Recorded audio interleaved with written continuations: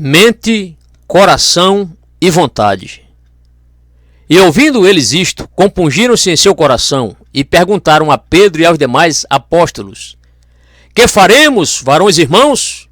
E disse-lhes Pedro: Arrependei-vos, e cada um de vós seja batizado em nome de Jesus Cristo, para perdão dos pecados, e recebereis o dom do Espírito Santo, porque a promessa vos diz respeito a vós, a vossos filhos e a todos que estão longe, a tantos quantos Deus, nosso Senhor, chamar. E com muitas outras palavras isto testificava e os exortava, dizendo: Salvai-vos desta geração perversa. De modo que foram batizados que de bom grado receberam a sua palavra, e naquele dia agregaram-se quase 3.000 almas, e perseveravam na doutrina dos apóstolos, e na comunhão, e no partir do pão, e nas orações. E em toda a alma havia temor, e muitas maravilhas e sinais se faziam pelos apóstolos. E todos que criam estavam juntos, e tinham tudo em comum, e vendiam suas propriedades e fazendas, e repartiam com todos, segundo cada um havia de mister. E perseverando unânimes todos os dias no templo, e partindo o pão em casa, comiam juntos com alegria e singeleza de coração, louvando a Deus e caindo na graça de todo o povo. E todos os dias acrescentava o Senhor à igreja aqueles que se haviam de salvar. Atos 2, 37 a 47. Desejo considerar todo este parágrafo em geral antes de passar a uma consideração das suas declarações particulares. Estamos estudando o livro de Atos. Lembre-se, porque ele constitui a exposição autorizada quanto ao que é a igreja, o que é cristianismo e o que realmente significa ser cristão, e também porque sabemos que esta é a maior necessidade no mundo atual. Aqui os homens e as mulheres encontram a única mensagem que garante alguma esperança. Ora, isso não é exagero, é puro fato. Quando lemos os jornais, vemos que o mundo está em desesperada aflição, e todos nós sabemos disso por experiência pessoal. A vida é uma luta e um problema para todos nós. Mas a mensagem cristã é boa notícia. É justamente aquilo de que os homens e as mulheres necessitam, e a tragédia suprema é que eles não sabem disso. Muitas vezes ocorre isso porque as suas ideias sobre a igreja e a mensagem cristã estão tão longe da realidade quanto é possível estar. Há uma terrível confusão entre as ideias humanas, o ensino da filosofia e a revelação de Deus. Nada é mais urgente e importante do que deixar que estes registros nos fale de modo que possamos ver bem o que a igreja era no princípio e como veio a existir. Temos considerado juntos a maneira pela qual alguém se torna cristão. Não é por nascer num país cristão, assim chamado, nem por ser filho de pais cristãos. Viver uma vida moralmente boa também não resolve. Não. Cada um de nós se torna cristão quando o Espírito de Deus vem com poder e dá a conhecer claramente a verdade, especialmente a verdade sobre esta pessoa, Jesus de Nazaré. Depois vemos o que ele significa para nós e nos voltamos para ele em plena e absoluta submissão. Confessamos o nosso pecado, fracasso e incapacidade e com uma fé simples, como de criança, aceitamos a mensagem concernente a ele. Que é que decorre disso? Noutras palavras, que é um cristão. Aqui, de novo, nos é feito um relato autorizado deste assunto e permitam que eu saliente mais uma vez a vital importância deste registro que consta aqui em Atos. Temos aqui o primeiro relatório da igreja cristã, aspas, todos os dias acrescentava o Senhor à igreja aqueles que se haviam de salvar, fecha aspas. Somos informados de que no dia de Pentecoste, aspas, agregaram-se quase 3.000 almas, fecha aspas. Antes disso, havia um pequeno corpo de cerca de 120 pessoas, que eram quantas se reuniam no cenáculo. Elas constituíam o núcleo da igreja, e sobre essas pessoas desceu o Espírito. Depois foram acrescentadas estas outras pessoas e passou a haver a igreja cristã. E então, Que espécie de pessoas eram elas? Bem, como dissemos, aqui está a descrição autorizada de como é o cristão e do que significa ser cristão. Pois bem, eu sei que vocês podem comprar livros e ler sobre homens e mulheres descritos como, aspas, os maiores cristãos do século XX, fecha aspas. Mas esses livros não são autorizados. Avaliamos essas pessoas e todas as demais, nós mesmos inclusive, pelo que lemos sobre os homens e as mulheres dos primeiros dias da igreja. Aqui está a primeira agremiação de cristãos. E pergunto, como eu me avalio em face dela? Há em mim evidências daquilo que eu vejo claramente aqui? E indubitavelmente estes versículos nos dão dados para que nos provemos, nos examinemos e nos certifiquemos bem de que somos cristãos. Então, o que é que significa ser cristão? Primeiro, permitam que eu responda em termos negativos. Sou forçado a tratar desse assunto porque está sendo despejado muita coisa que é contra a verdade. Gostaria de fazer simplesmente uma exposição positiva, mas eu vivo no mesmo mundo em que vocês vivem e procuro manter os olhos abertos. É meu dever fazê-lo, porque não posso ajudar as pessoas se não conhecer as suas dificuldades e os seus problemas. Por isso leio os jornais, ouço rádio e vejo televisão quando estas questões estão sendo tratadas, e sei que impressão é causada quanto ao que faz de alguém, homem ou mulher, um cristão. Deixe-me expressar o ponto desta maneira pura e simples. Qual seria a sua resposta se eu lhe desse uma folha de papel e um lápis e lhe dissesse que anotasse em tão poucas palavras quanto possível a sua ideia do que significa ser cristão? Pois bem, quando examinamos este registro em Atos, penso que teremos que admitir que a resposta é, na verdade, muito diferente das ideias popularmente sustentadas hoje. Aqui são apresentadas algumas sugestões. A ideia geral é que o cristianismo é primariamente uma coisa a que você adere. Você decide ser cristão. Você, aspas, entra nessa, fecha aspas. Você experimentou várias outras coisas, as seitas, etc. E agora experimenta a igreja. Há, naturalmente, toda espécie de subdivisões deste ponto de vista. Não temos tempo para ir a fundo em todas elas, mas permitam que lhes dê alguns títulos gerais para mostrar o que eu quero dizer. Há algumas pessoas que claramente pensam que o cristianismo apenas opera na área do intelecto. São homens e mulheres sérios e capazes que se preocupam com a vida e seus problemas. Eles sabem que há nele um ensino tradicional e acreditam que lhes é forçoso considerá-lo. Por isso leem sobre a fé cristã e podem interessar-se muito por ela, podendo até aceitar boa parte dela. Mas tudo reside na mente, tudo teórico. Podem gostar imensamente do seu estado do cristianismo, e isso pode vir a ser o seu passatempo predileto, mas não passa disso. Em acréscimo, muitas pessoas dedicam sua vida aos estudos teológicos.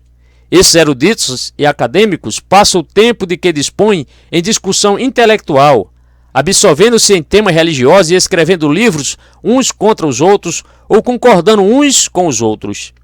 Essa é, em geral, a vida deles. Em consequência disso, o homem da rua pensa que o cristianismo nada mais é que uma espécie de passatempo intelectual. Assim como alguns se dedicam à arte e ao teatro, outros, gente esquisita, se dedicam ao cristianismo, esse negócio intelectual. E aí está a coisa. Aspas, observo, fecha aspas, diz o povo, aspas, que parece que esse tipo não concorda uns com os outros. Chegam a ter desentendimentos violentos. Bem, naturalmente, se eles gostam desse tipo de coisa, fecha aspas, diz o homem da rua, aspas, que sigam adiante, mas quanto a mim, não estou interessado, não estou nem um pouco interessado, fecha aspas. No extremo oposto, há aqueles para os quais o cristianismo é pura questão de sentimentos. Eles tiveram maravilhosa experiência de paz, ou de amor, ou de felicidade, e dizem que não precisam de nenhuma outra coisa. Claro está que os intelectuais condenam essas pessoas. Aspas, é puro emocionalismo, fecha aspas, dizem eles. Aspas, elas não conseguem discutir seriamente com você. Elas não leem livros e não podem discuti-los com você. Elas vivem da maravilhosa emoção que dizem que sentiram e deliberadamente procuram produzi-la repetidamente, fecha aspas. E por certo há muitas evidências que contribuem com considerável peso a essas objeções. Há depois um terceiro grupo, que dá toda a ênfase à vontade. Segundo esse conceito, o que faz o cristão não é o que as pessoas pensam, e se elas gostam de brincar com as emoções, que brinquem. Não. Ser ou não cristão depende do que a gente faz. É a maneira como você vive que é o fator decisivo. Você vive para o bem da humanidade? Está disposto a fazer sacrifícios? Está pronto a pôr de lado o desejo de uma grande carreira a fim de fazer algo heróico, maravilhoso e sacrificial? É isso que torna as pessoas cristãs. É questão de tomar uma deliberada decisão de melhorar o quinhão da humanidade e de elevar a raça humana. Isso pode introduzir você na política ou na obra social. A esfera não é importante. Contanto que você esteja se dedicando ao serviço, que importância tem o que você crê? O intelecto é relativamente sem importância. Na verdade, são bem poucas coisas das quais se pode ter certeza num mundo como este. O importante é a sua vontade, seu desejo e o que você está fazendo de fato. Uma quarta ideia do cristianismo, ideia comumente sustentada por pessoas que foram criadas como cristãs, eu mesmo a sustentei durante bons anos, é a ideia de que ser cristão é um dever que você precisa assumir e que tem que assumir mais ou menos relutante e miseravelmente com espírito de temor. O cristianismo é mormente algo que despoja a vida. Você conhece pessoas que não foram criadas como cristãs e vê que elas fazem coisas livremente, sem nenhuma hesitação, e você gostaria de poder fazer as mesmas coisas, mas tem medo. Você foi criado numa capela ou numa igreja, foi criado como cristão, pode-se dizer, e embora queira fazer aquelas coisas, não pode. Este cristianismo está entre você e elas. O cristianismo parece algo negativo, algo restritivo e que proíbe coisas, algo que você tem medo de não praticar. Acima de tudo mais, é caracterizado pelo senso de dever. A prática religiosa é um sério dever que você tem que cumprir e quanto mais cedo terminar, melhor. Não há felicidade em ponto algum junto desta versão do cristianismo. Não há alegria, muito ao contrário. É um ensino que, nas palavras de Milton, leva você a, aspas, desprezar os prazeres e viver dias laboriosos, fecha aspas.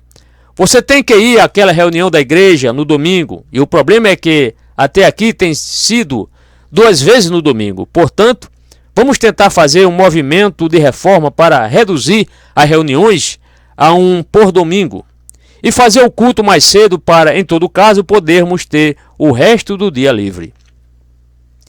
E essa é a atitude que muitos tomam.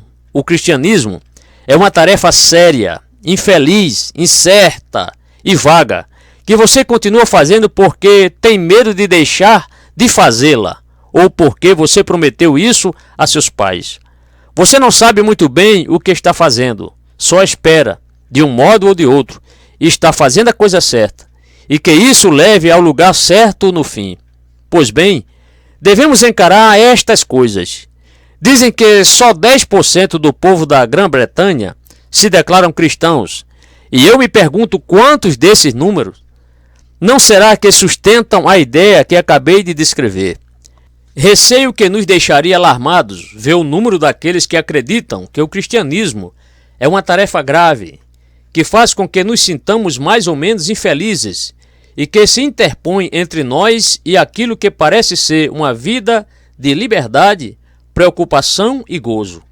Naturalmente, esse conceito de cristianismo é incentivado pelos pais que compelem suas crianças a frequentarem a escola dominical e que para lá as enviam para livrar-se delas.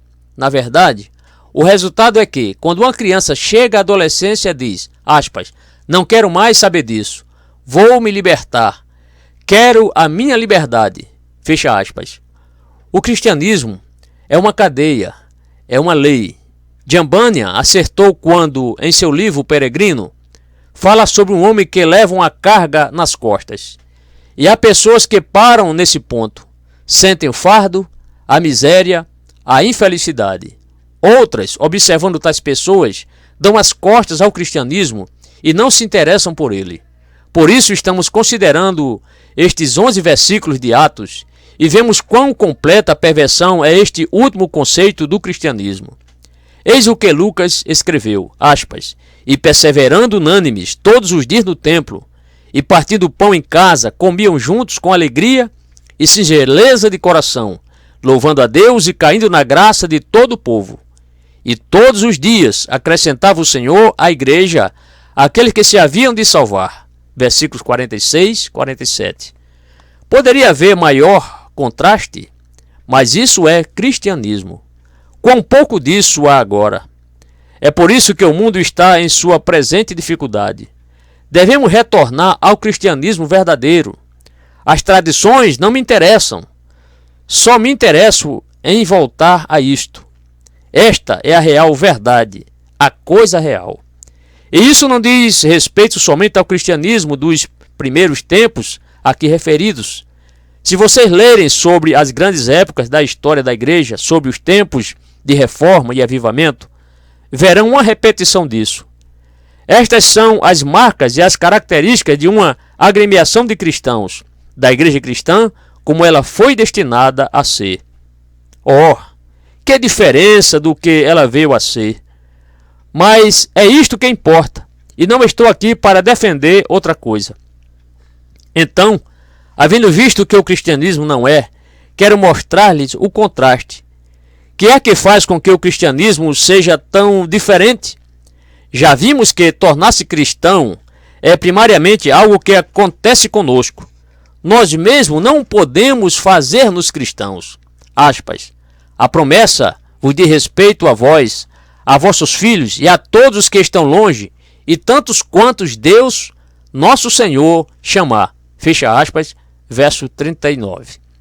Em sua primeira carta, Pedro escreveu, aspas, que vos chamou das trevas para a sua maravilhosa luz. Fecha aspas, 1 Pedro 2, verso 9. Este chamamento de Deus nos vem por meio da palavra de Deus aplicada pelo Espírito Santo. Disse o nosso Senhor Jesus, aspas, vinde a mim, todos que estáis cansados e oprimidos, e eu vos aliviarei. Fecha aspas, Mateus 11, 28. Ou você pode ouvir este chamado como uma espécie de ordem, aspas, salvai-vos desta geração perversa, fecha aspas. E depois notem esta interessante expressão, aspas, e todos os dias acrescentava o Senhor à igreja aqueles que se haviam de salvar, fecha aspas. Assim está na versão autorizada inglesa, mas todos concordam que, infelizmente, essa tradução não é boa. Deveria ser, aspas, acrescentava-lhes o Senhor, dia a dia, os que iam sendo salvos, fecha aspas, assim na Almeida Revista Atualizada.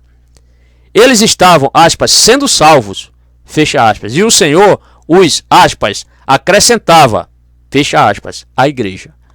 Como já vimos, esta é uma esfera muito diferente das ideias equivocadas que lhes descrevi. Aquelas versões do cristianismo são todas controladas por seres humanos que decidiram ser religiosos e ter vida religiosa. Mas essa religião é morta e mecânica, é nebulosa e cheia de medo. O verdadeiro cristianismo é carregado de vida, poder e espontaneidade, porque é ação de Deus. É obra do Espírito Santo, enviado à igreja a fim de levar a efeito os propósitos de Deus no mundo.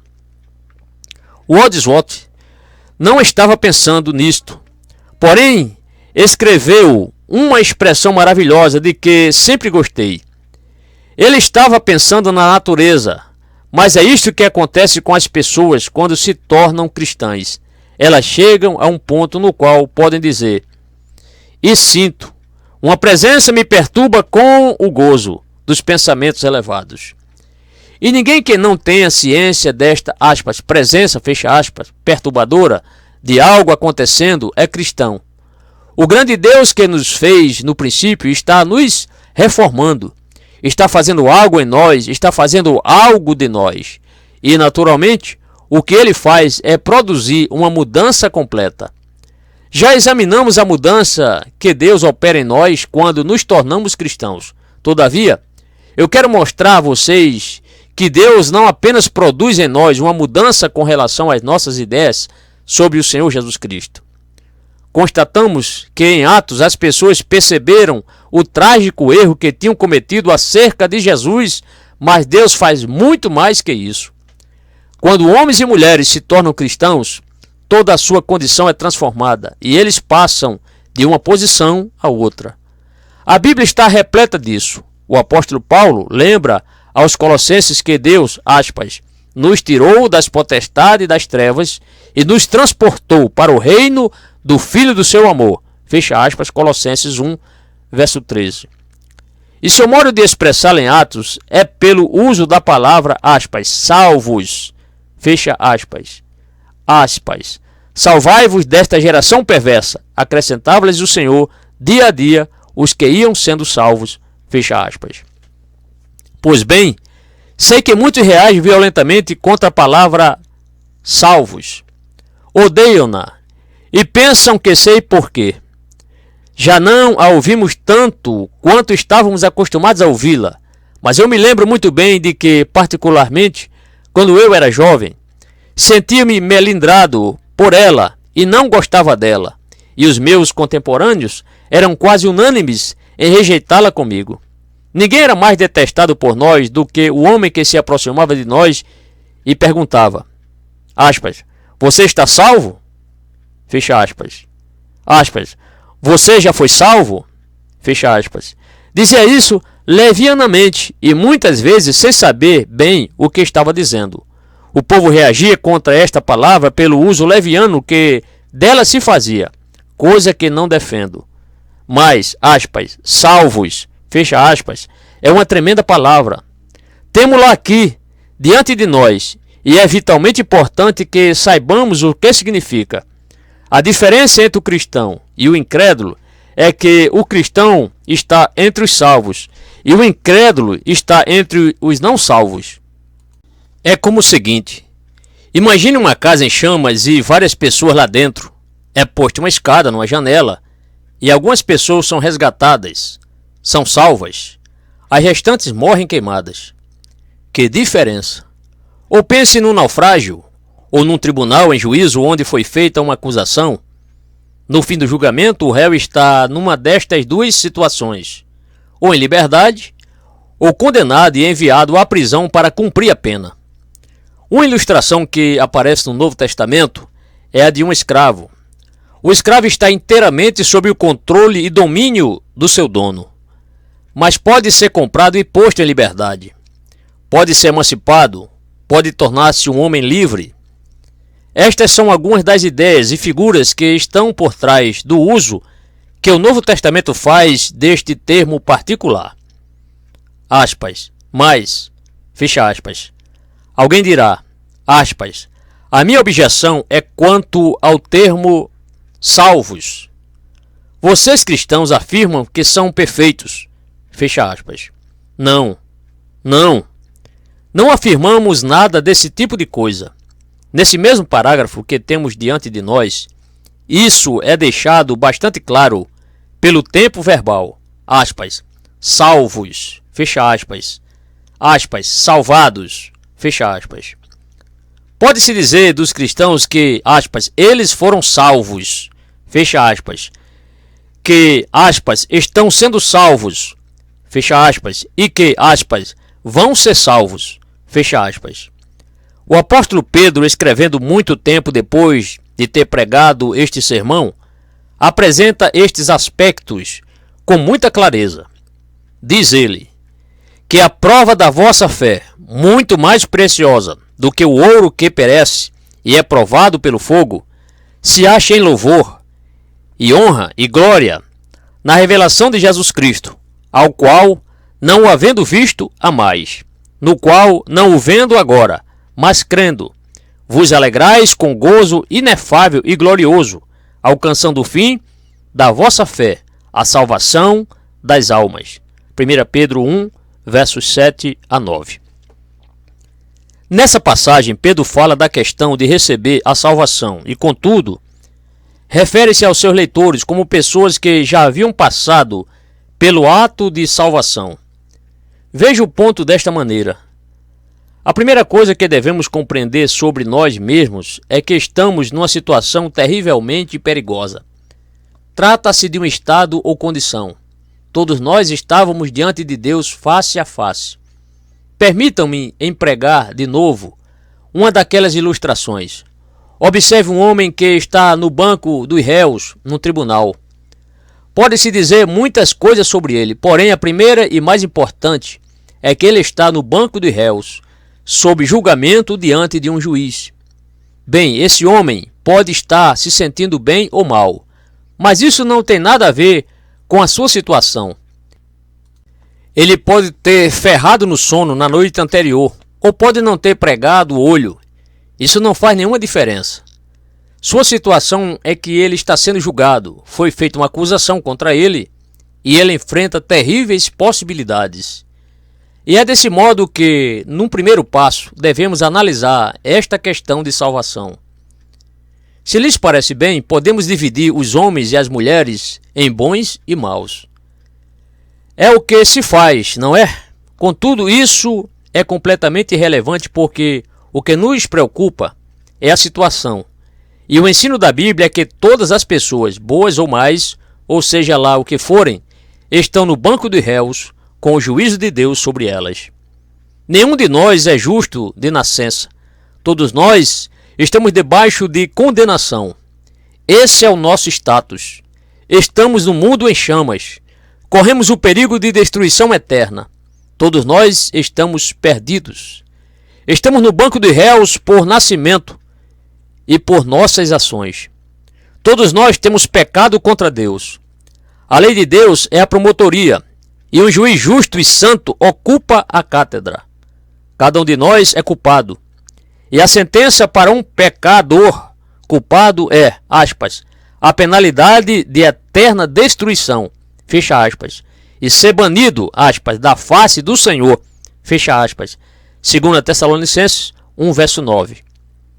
Bem, o ensino é que no momento em que cremos no Senhor Jesus Cristo, toda a nossa situação muda. O nosso estado e a nossa posição sob Deus são agora inteiramente diferentes. É primeiramente desse modo que vemos a salvação, e é nesse sentido que podemos dizer dos cristãos que eles já estão salvos. Para usar a linguagem do apóstolo Paulo, aspas, portanto agora nenhuma condenação há para os que estão em Cristo Jesus, fecha aspas, Romanos 8, verso 1. Segundo este ensino, aspas, Deus amou o mundo de tal maneira que deu seu Filho unigênito, para que todo aquele que nele crê não pereça, mas tenha a vida eterna. Quem crê nele não é condenado, mas quem não crê já está condenado, porquanto não crê no nome do unigênito Filho de Deus. Fecha aspas, João 3, 16 e 18. Todos nós estamos debaixo da condenação da lei enquanto não cremos, mas no momento em que cremos, não mais estamos debaixo de condenação. Não estamos mais no banco dos réus. Somos postos em liberdade. Somos introduzidos no reino de Deus e na gloriosa liberdade dos filhos de Deus. Por isso, forçosamente, o cristão diz, aspas, eu fui salvo, fecha aspas. Mas isso não significa que sou perfeito. Não, não. Tendo sido transformado em toda a minha posição, agora começa um processo em mim. Preciso ser salvo. Salvo do quê? Salvo da minha natureza má. Salvo das minhas más tendências. Salvo do resto e das reminiscências que permanecem em meu corpo mortal. Então, agora estou sendo salvo. Na Bíblia esse processo é chamado santificação, ao passo que a primeira etapa é chamada justificação. Os cristãos não são perfeitos, mas vão sendo aperfeiçoados lenta e gradativamente. ocorrem muitos altos e baixos, porém eles estão sendo lentamente preparados para a glória para onde vão. Assim os cristãos foram salvos, estão sendo salvos e chegará um dia em que serão salvos completamente. A Bíblia chama a isso glorificação. Significa liberdade não só da condenação, da lei e da culpa do pecado, mas inteira libertação do poder e da corrupção do pecado.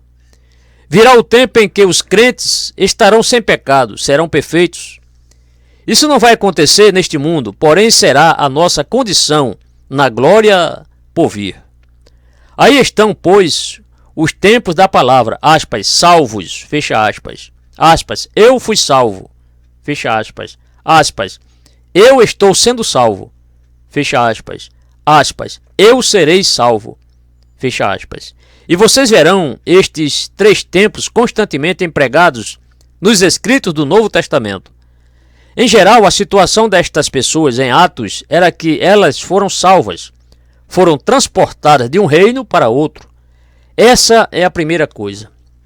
Entretanto, a segunda coisa que observamos acerca destas pessoas, e como isto é importante, é que este seu cristianismo era central na vida delas. Era o fator controlador da sua vida. Era tudo para elas.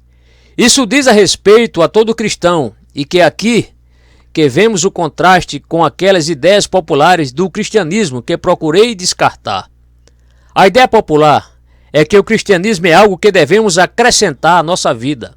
O teor principal da nossa vida é muito parecido com o de todos os demais do mundo, mas temos uma só diferença. Domingo de manhã vamos a um lugar de culto, para um breve culto religioso. Acaso estou sendo injusto? Estou exagerando? Deus sabe que não. Observem a vida destes cristãos assim chamados.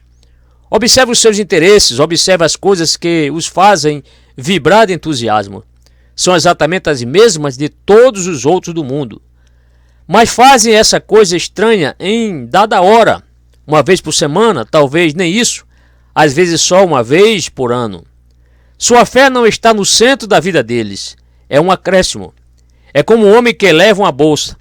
Ele tem várias, mas há uma que ele pega e leva nas manhãs de domingo, quando vai a um local de culto.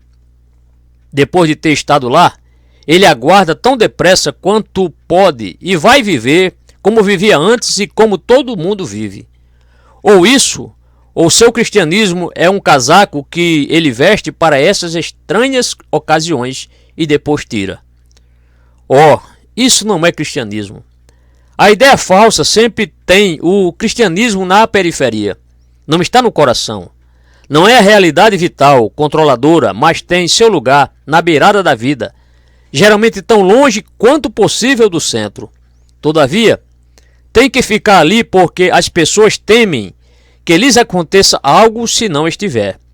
Elas vivem tão perto do mundo quanto podem, mas ainda acham que, em última instância, não lhe pertencem.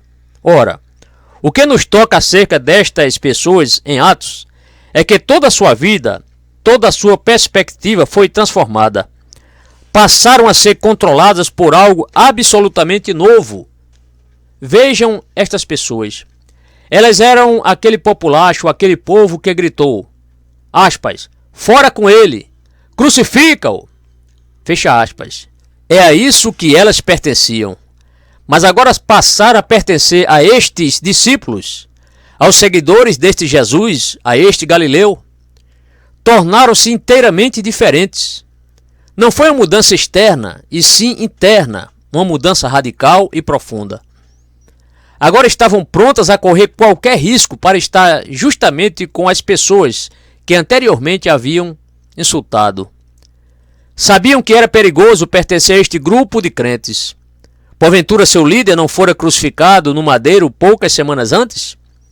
Todavia dispuseram-se a juntar-se a eles e a continuar com eles.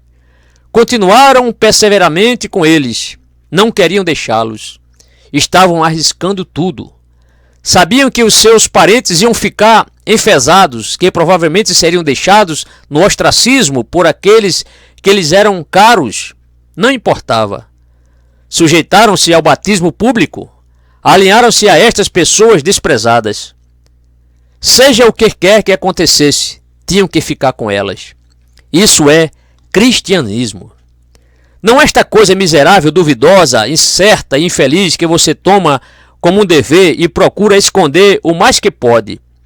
No caso de alguém brincar com você no escritório e perguntar, aspas, você esteve na igreja a noite passada? Fecha aspas.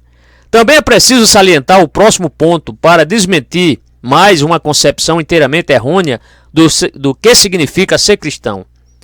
Nada é tão óbvio acerca destas pessoas em Atos como o fato de que a pessoa completa estava envolvida. E não há outra coisa que deva ser salientada mais fortemente que essa. Vemos alguns dizerem que o cristianismo de uma pessoa é determinado unicamente pela mente, outros que é só pelo coração e ainda outros que o cristianismo é uma questão ligada unicamente à vontade. Mas a glória da verdadeira fé cristã é que ela absorve a pessoa completa. É algo assim imenso, grandioso, glorioso. O ser completo é emancipado, cativado e capturado.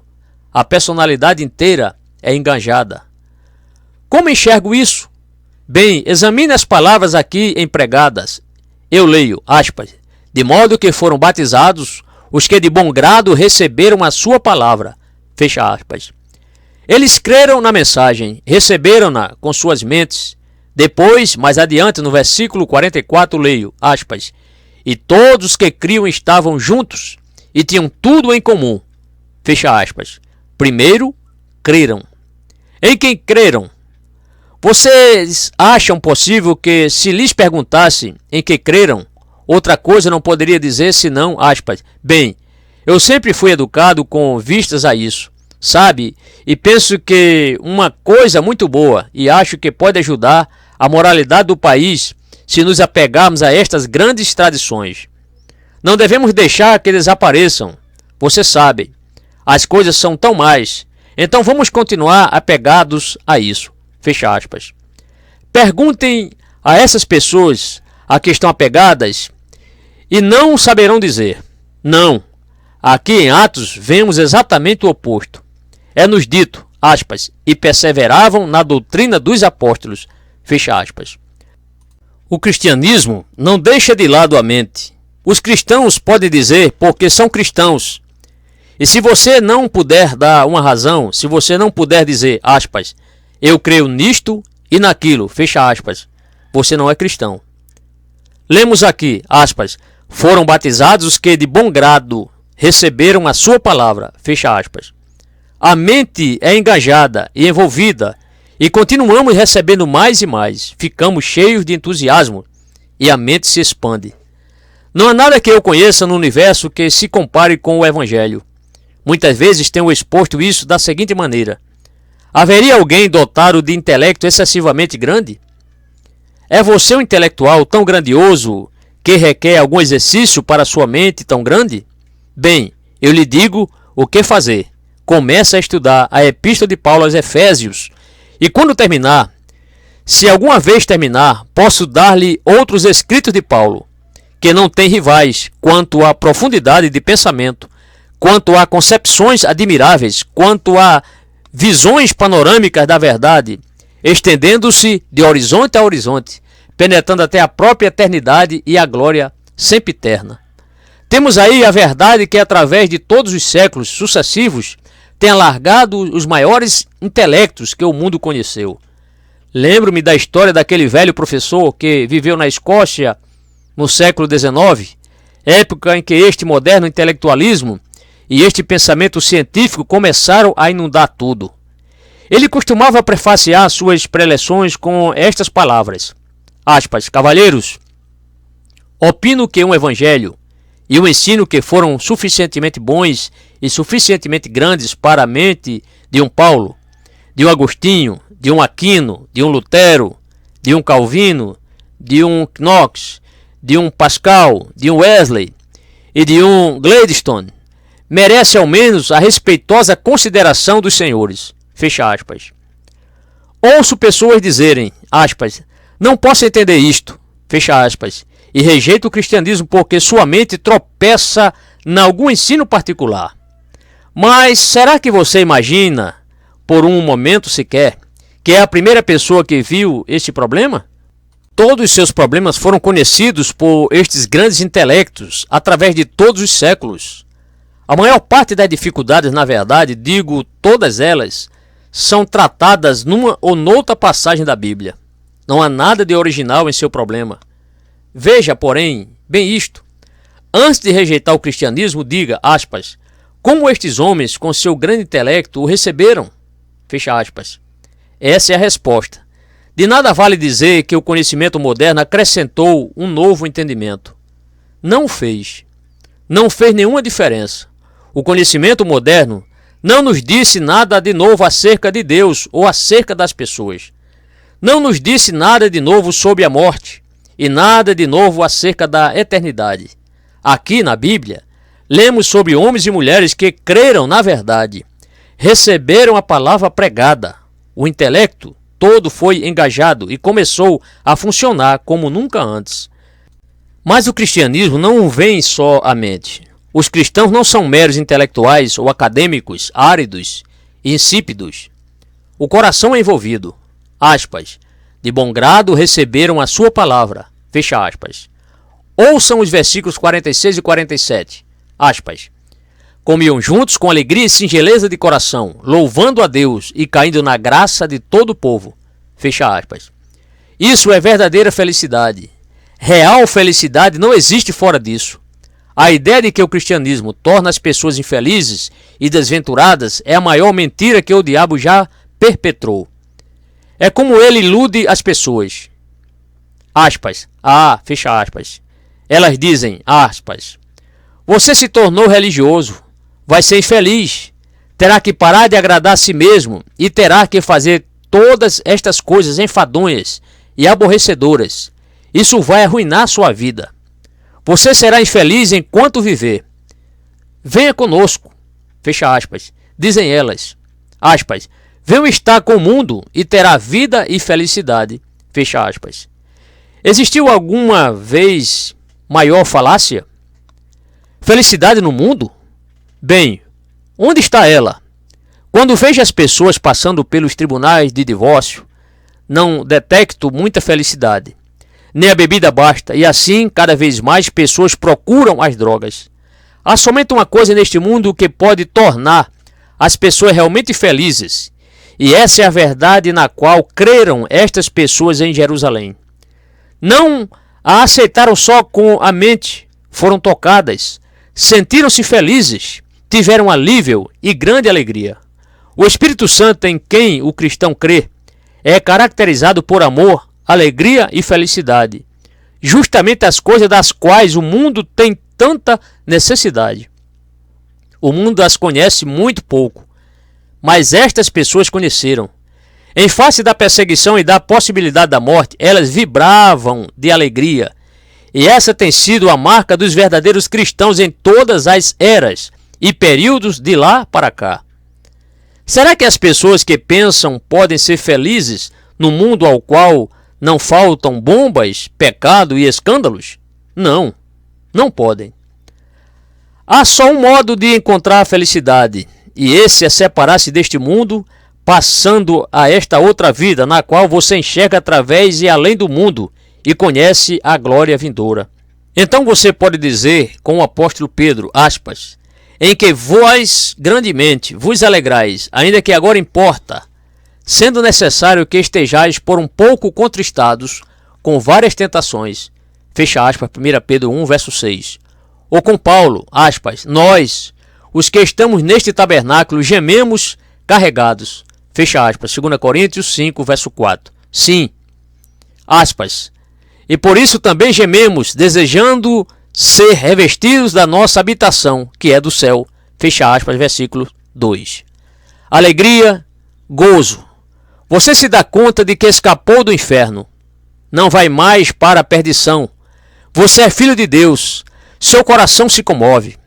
Você tem agora uma grande, gloriosa e grandiosa vida e se regozija nela. Pedro disse em sua carta, aspas, ao qual, não o havendo visto a mais, no qual, não o vendo agora, mas crendo, vos alegrais com gozo inefável e glorioso. Fecha aspas, 1 Pedro 1, verso 8. É isso. O coração é engajado. Assim também à vontade, estes cristãos primitivos foram batizados. E eu gosto desta palavra, aspas, e perseveravam na doutrina dos apóstolos e na comunhão, perseverando unânimes todos os dias. Fecha aspas. Sua conversão não foi uma experiência fugaz como o brilho da máquina fotográfica. Não foi simplesmente ir para a frente no final de uma reunião e tomar uma decisão ou assinar um cartão. Não peça esse tipo de coisa porque sei que crer é obra do Espírito e que a pessoa completa é envolvida. A mente entende e sabe o que está fazendo. O coração é tocado e ele tem suas razões que não podem ser expressas pelo pensamento. E a vontade torna-se operativa. Isso é cristianismo. Significa que fomos separados deste presente mundo mau e separados para o reino de Deus e seu Cristo. Você é cristão? Não estou perguntando se você pratica bastante o bem. Não estou perguntando se você é membro de igreja. Não estou perguntando se seus pais eram cristãos ou se você nasceu num país cristão, assim chamado. Não estou perguntando se você foi batizado na infância ou mesmo se foi batizado quando adulto. Estou simplesmente perguntando isto. Você é como aqueles descritos neste parágrafo do fim do capítulo 2 de Atos? Eles estavam prontos a morrer por sua fé, e muitos deles de fato morreram, como muitos cristãos têm tido que morrer por Cristo ao longo dos séculos. Mas aqueles cristãos sabiam que tinham sido salvos uma vez por todas da condenação da lei. O que quer que lhes acontecesse, sua posição com Deus era certa. Deus os perdoou, seus pecados foram cancelados, eles foram e estão justificados por Deus mediante sua fé. Deus os declara livres e eles têm conhecimento disso. Sua mente viu a verdade, eles a receberam e a receberam alegremente. E eles dão demonstração prática da sua fé, abandonando o mundo ao qual pertenciam e juntando-se, sendo, aspas, acrescentados a, fecha aspas, igreja, que consiste destas pessoas que têm uma visão inteiramente nova da vida, uma nova visão de si mesmas, uma nova visão do sentido da história e da razão pela qual as coisas são como elas são, uma nova visão da morte, uma nova visão da eternidade, uma nova visão de Deus e uma nova visão de Jesus de Nazaré como Filho de Deus e Salvador das nossas almas. Oh, é algo inteiramente novo. Eles são dominados e dirigidos por esta nova realidade. Ela está no centro. Tudo o que eles agora fazem é avaliado por este fato. Eles, na verdade, aspas, nasceram de novo, fecha aspas, e são filhos de Deus.